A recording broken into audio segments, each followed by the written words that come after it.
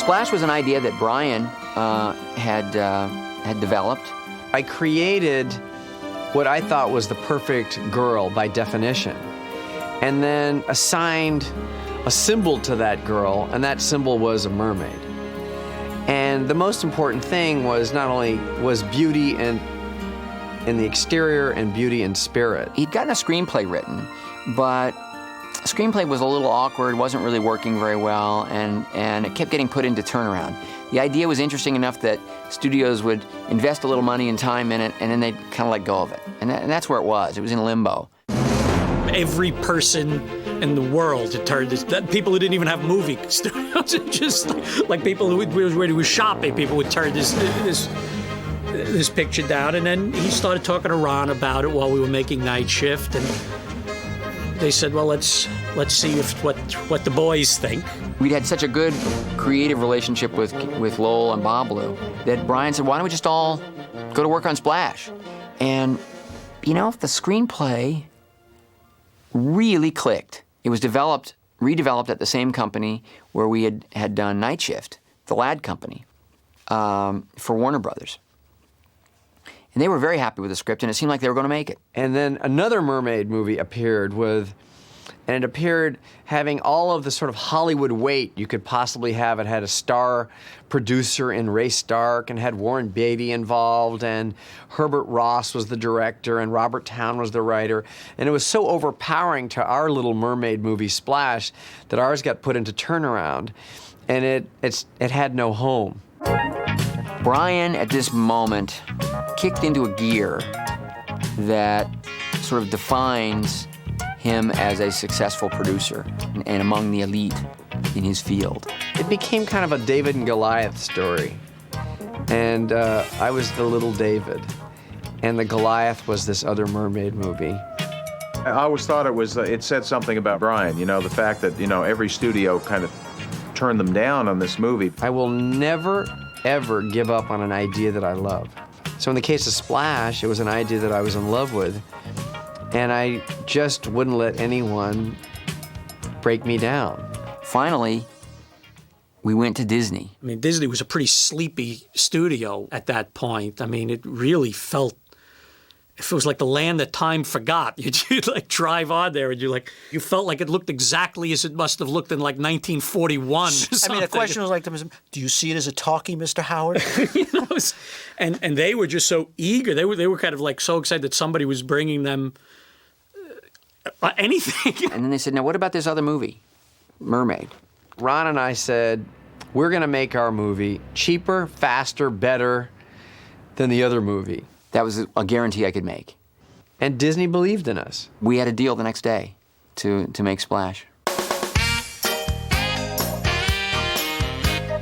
Disney at that time was clearly branded only Disney, mostly G-rated films, and Ron was afraid that his movie would get recut. I assured him it wouldn't get recut, even though how could I know? They were used to sort of seeing the Disney fare of that time, and the live-action stuff was more like Gus the Field Goal Kicking Mule and, you know, the fifth installment of Herbie. And here was something that was a bit more adult. Then they had to decide, can they put the Disney name on a PG movie? Michael Eisner had then taken over Disney and was excited by Splash. They came up with the notion of actually starting another label. They had to create Touchstone Pictures in order to release the film because they didn't want the Disney name to be associated with something, you know, as scandalous as, you know, My Naked Bottom.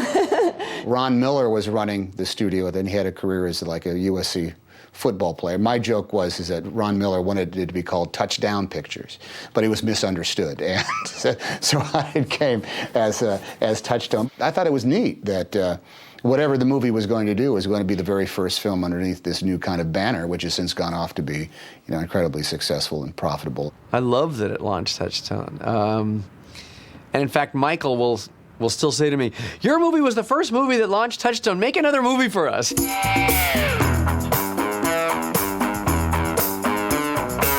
The list of terrific, entertaining actors who passed on the movie is still a little depressing. Everybody who was an A-list movie star at the time was offered Splash at Disney, directed by Ronnie Howard, which, you know, that would have all the impact as, say, guess what? They're making a movie called The Boatniks at Disney. Brian had met Tom Hanks as a candidate for the part that John Candy ultimately played, Freddie, the brother. You know, we had thought that, you know, if Michael Keaton or John Travolta, you know, played the part, a couple of actors who we were very interested in, who were showing some interest, then, you know, Tom Hanks might be a good candidate for the brother.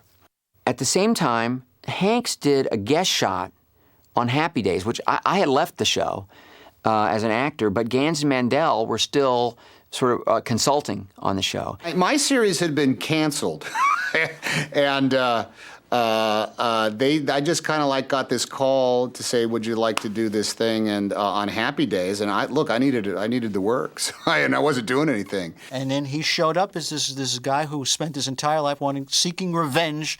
He wanted to beat up Fonzie. He wanted to beat up Fonzie since he was a kid and was pushed off a swing by Fonzie. But he was so funny. And he was just so funny. I've waited for this moment. The yoke has finally been lifted. I feel satisfied. Oh, it feels so good. We recommended him, and Ron's assistant Louisa had loved Bosom Buddies. And she kept saying, he's funny, he's cute, you've got to see some episodes. And one day she got hold of some tapes and made me sit down and look at these episodes. And of course, you know, I'd heard how good he was. But here I watched, you know, parts of 3 episodes. His timing was just impeccable. He was great. He came in and auditioned one day.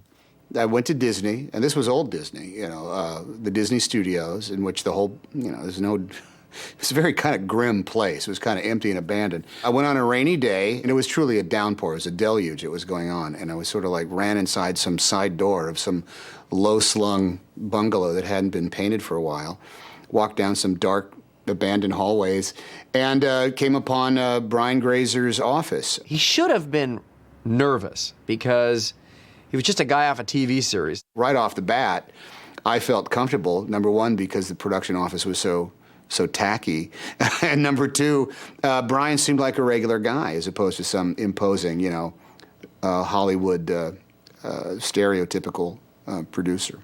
You would think he'd exude complete nervousness, you know, and that, like, I want this job stuff, but he didn't.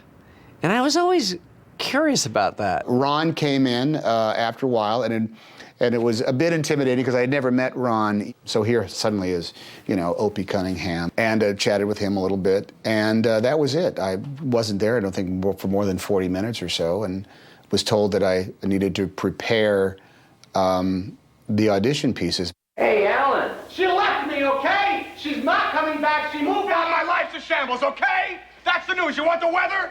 Anywhere but the first 3 rows. And I remember thinking, well, you know, nobody's going to go to a Tom Hanks movie, but if you just care about casting the role, you couldn't get anybody better. Are you from Cape Cod? Oh, no, I'm from another place. Oh, yeah? I got a cousin from there. When he walked out, Ron and I said, this is our guy. Let's just get him. I'm glad everybody said no. So they got me with all the enthusiasm in the world. Once we'd cast Tom Hanks, who wasn't a named comedian, it became very important, especially to Brian, to have a big comedy name in the movie. I kept saying, well, John Candy, I love him, he's talented, but they don't look anything like brothers. And Brian kept saying, forget, don't worry. What matters is, you know, if he's funny, that's all I care about. He was so right. There goes! Yeah! Tom Hanks was elated when he found out he was going to be acting with John Candy and then Eugene Levy. I had been watching John in the way that fanatics watch TV shows for about 2.5 years on Second City. I think Ron Howard's a rough man to work for. I can't stand him. His family. I think Tom Hanks, with all his problems, couldn't act his way out of a paper bag. Daryl Hannah, one of the few people I enjoyed on that entire film, and they wouldn't let me work with her. This movie would not have worked had it not been for Daryl. I mean, Daryl's ethereal quality. I mean, she's a woman of mystery, absolutely. I had been sort of obsessed with the Hans Christian Andersen fairy tale Little Mermaid ever since I was a kid, and fantasized about being one myself since I was little, tied my feet together in the pool and practiced swimming like that from a very early age. Daryl I'd seen in Blade Runner, and I loved how she looked. I thought there was an iconography in her presence. I didn't want the mermaid, Madison, to be an object. I really wanted her to be a noble character, powerful in her own right, and really worthy of deep love. And this is what Brian, always had in mind as well, just as long as the girl was hot, too, which, there's certainly no problem in casting Daryl Hannah. I just fell in love with her lips and her eyes, and I thought she had to be the mermaid. And I got amazing resistance. It was unrelenting, actually. And they said, no, you can't hire her. So we did a screen test. Why didn't you speak to me before this? I didn't know English. And now you do? Yeah, I learned this afternoon from television. It's wonderful. Now I can ask you questions. And if you answer them correctly, you can win one of these valuable prizes. An attractive wall clock, a matching washer and dryer set, or a brand new car. Whoa. Let And I me said, go first. she's okay? perfect for the mermaid, because the mermaid had to have a simplicity. And she also had to have a quality that forced your eyes to her. Ultimately, they just said no, and the studio boss at the time had to go to Switzerland, I believe. And so once he took off on an airplane, I just pulled the trigger and hired her.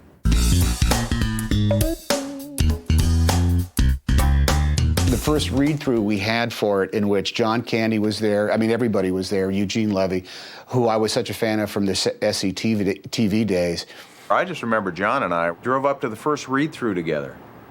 And I think we were I think the most exciting thing was working with Ron, because it was like, he was like, at that time was like a living legend, having had a career since he was 2. And I was just a guy on a TV show. I really felt as though here at this read-through around the table, I was going to have to score, just like I had to score when I was doing Bosom Buddies. I had to make jokes sell, I had to get laughs, I had to have a lot of energy, I had to be really pumped up. And for me, anyway, the read-through was a disaster, because nothing I did worked.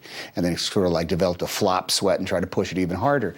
And I actually, as I thought often in the course of making the movie, I thought, okay, well, that's it, I've just blown the job, I'm going to get fired. I remember we left and we just said, boy, this is going to be great, he seems like a, this Tom Hanks guy seems like a regular guy, and he's kind of funny. Yeah, he's kind of funny. Yeah, I think it's going to be good. Yeah, I think it's going to be good too. But Ron, literally, that day, he took me aside and he said, listen, I know what you're doing. I know that you're pushing really hard. I know you think that there's some way you can score with laughs or moments in this thing, and you're not going to be able to do it. John Candy's here, Eugene Levy, they're going to get a lot of good laughs. What you have to do is love the girl. You have to love the girl. And if we don't believe that you love the girl, then we don't have a movie. So, okay, I'm thinking, okay, here's my first official day working on this film, and I've already been chastised by the director for not doing a good job. He was such a sweetheart, and I remember when we were filming too, he would always, like almost on a daily basis, make derogatory comments about himself and how he would never work again. The set was just fun. Hanks is a great guy to hang around with, and John Candy and Eugene Levy, hilarious. We were about to shoot the scene where John comes in and we're trying to steal the mermaid. John had to fly in from Canada. It was right after a very tragic air disaster occurred for Air Canada. So he had to fly on Air Canada in that morning, go right from the airport to the set and shoot the film. Now, John didn't like to fly anyway, so let's just say he had had a few cocktails on the plane. So John came to work that morning, just kind of smashed. Good afternoon, Dr. Kornbluth. He had to immediately, when he got there, work with his Swedish dialect coach to learn the Swedish for the scene. The first 2 Swedish words in his speech when he hits the guards was like, "Hey, roaring," and then he had a whole mouthful of Swedish. Hey, roaring! He could never get past "Hey, roaring" without tripping up. It was so funny that everybody was laughing so hard at just watching him just try to get through the course of this day. that sooner or later everybody ruined a take by laughing. Eugene would ruin a take, I would ruin a take, John would ruin a take, Ron would start laughing. I think my lip was actually bleeding from biting it, because every time John came on and started his Swedish, we would have to look away. There's one time, literally, the boom operator, he couldn't take it. All you could see was, you know, these guys, the crew, were laughing so hard, waiting for John to screw up, which he did. Hey, Roring! Jag hör en turp en tums penis. There was something about the film that was very challenging, but not that stressful. Yeah, I know where you are. It's good. It was one of the top 3 or 4 filmmaking experiences of my life, just in terms of having a joyous, creative time while going to work each day. I got to learn how to scuba dive for free.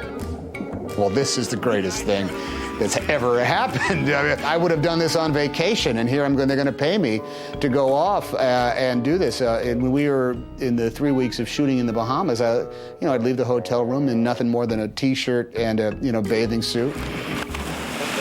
And that it was actually quote-unquote work for me. I thought, well, hey, man, if all jobs are like this in movies, sign me up. I'm ready to do it. The only time that I found it stressful was when I had to eat the lobster.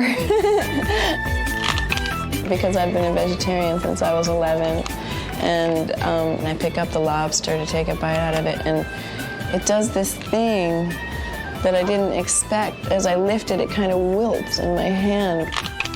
I kind of got scared and I threw it down and screamed a little bit, I'm like, oh, And She's really hungry. And they were like, well, what are we gonna do, they couldn't make a fake lobster, so we had to end up stuffing it with leeks and potatoes. And they had a big bucket at the end of every take, and she'd have to, dump it all into the bucket. And still to this day, I cannot eat a leek, because every time that I taste a leek, I'd be like, it's a lobster. We found with Daryl Hannah that she was so capable of swimming beautifully and holding her breath and not allowing bubbles to escape, that she could actually exert herself and hold her breath and act for up to 60 seconds. Ron, wanted to hire a body double to do all of my stunt stuff, and I'm like, oh, I can dive, and they're like, yeah, sure. And then we went to this pool in downtown Los Angeles because it had a window underneath it so that Ron could watch the girls swim, and he had me come down so that he could match our body types. Now, I had my mermaid swim down because I'd been doing it since I was a little tiny kid, And so all of these girls who were trying to do a mermaid swim, I'm like, no, sorry, it's just not gonna work. That is so not right. And Ron was just in the end like, this is ridiculous. What are we hiring a stunt double for? She can hold her breath longer, swim faster. We developed these hand signals, one more time, hold. And this is the camera, and this is, what you're supposed to do. So if the camera's here and you want to swim up to it and then go over it or go under it, and sometimes they use a little grease pencil on a board, but usually the sign language works. If he goes, you watch me, and that means that he'll show you what he wants you to do. And then of course there's the actual universal sign language, which is give me my air. For me, it wasn't so bad, because at least, I could swim. I could drop the iron weights out of my pants and swim somewhere. But Daryl was in that tail. She couldn't get anywhere. They could only take her out of the water on this kind of like chaise lounge that they tied ropes to, that they'd hold on and she'd climb on and they'd lift her out. I mean, I got to essentially, sit in the sun and have a sandwich for lunch, and she had to lay down in her legs, wrapped up in shrink wrap. It was between 5 and 8 hours to put it on. It was very, very tight. And at first, when we were shooting, they would, take me out for lunch, but I'd just have to lay there. I couldn't move. I couldn't go to the bathroom. I couldn't walk around, so I couldn't eat anything. I couldn't drink anything. And I just lay there and kind of be in pain all the time. So after the first few days, they ended up just leaving me in the tank or letting me stay in the ocean and kind of hang around the side of the boat like a dolphin or something. I'd be like, and sometimes occasionally Ron would drop a little French fry in my mouth or something, The underwater scenes were pretty ambitious. because there's real acting there. We had a pretty complicated scene that we cut out, a sequence. Daryl Hannah is startled by this, we called her the sea hag, who gave her the rules. It broke my heart because it was very hard to direct and I was proud of the sequence, but by removing it, there was a little more mystery about her. And we still would learn the rules as the film unfolded, and that actually created more sort of comedic tension and made the story sort of unfold in a more interesting way. I really wanted to approach it as a legitimate love story. I wanted it to really be about the kind of love that I had felt, you know, when I met my wife in high school. The kind of love that just sweeps over you and takes over and you just know is right. It means everything. In lesser hands, a movie about a mermaid is just a kooky kind of fake movie. And in a weird way, Splash is not a fake movie. As strong as the idea is, a man falling in love with a mermaid, could be its weakness as well. And what Ron was able to do was, because he breathed such artistic humanity into all of the characters and ultimately into the heartbeat or the spirit of the piece, we got the very best out of a very high concept idea. It has a realism to it that you fall into. You believe everything that you're seeing. People laugh, but I know people cried by the end. The romance, I think, hit people pretty hard. The night it opened, one of the thrills of my professional life, I have to say. We got our favorite theater. I really always wanted to be in the AFCO because the AFCO Theater is right on Wilshire Boulevard. And you get a sense, is your movie a hit or a flop? Because there's either a line or no line, and it's visible from one of the busiest streets in Los Angeles. It was emotional to see that people were not only there, but they were lined up around the block. We got out of our car, we ran around the block and ran to the very end of the line and looked at people's faces, and then we needed the reaffirmation of, what movie are you seeing? And they said, Splash. And we started visiting other theaters, and they were all like either sold out or 95% full. It was one of the most exhilarating moments of my professional career. It's kind of to be as corny as possible, it's kind of a dream come true, you know, you're writing all those years and suddenly it's your movie. That's the thing. The best thing for me about that was little kids, you know. I just love, and even to this day, like when they come up to me and they're like, you know, Madison, you know. And plus, I've also met, I think, like literally hundreds of kids named Madison. They want to go swimming with me, or, you know, I just love that. I just think that it's so nice. The odds are always against you making a good movie.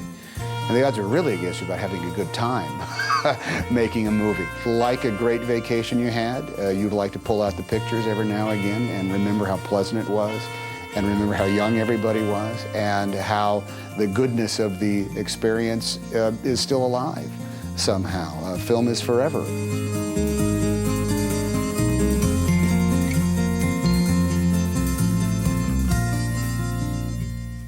The other mermaid movie, with all the big stars and everything, never got made.